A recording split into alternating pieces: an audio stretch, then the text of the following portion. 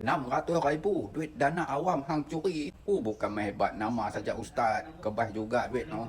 Duit derma tu bukan RM1 2, bukan RM10 no. Tu dekat 2 juta orang ambil. Padu. Orang percaya kan hampir solap duit tu. Duit derma orang ramai kan nak buat masjid, hang sapu kat hang semua. Ni Pak Tin nak tunjuk kat hangpa ni.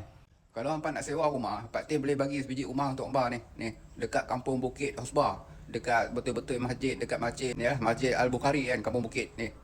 Pak Tin bagi harga murah kat hangpa. Hangpa boleh DM Pak Tin. Rumah besar, ada 3 bilik. Siap dengan aircon, nampak aircon. Pak Tin baru servis lah.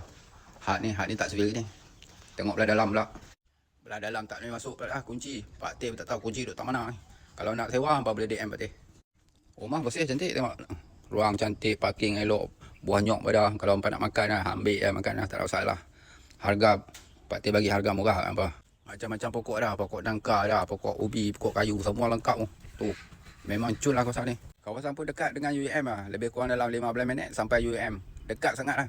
Kalau hampa ada kerja dekat UiM kan, kalau nak kursus apa-apa, hampa boleh main Roger Pak Tin. Boleh tidur dekat rumah ni. Nampak?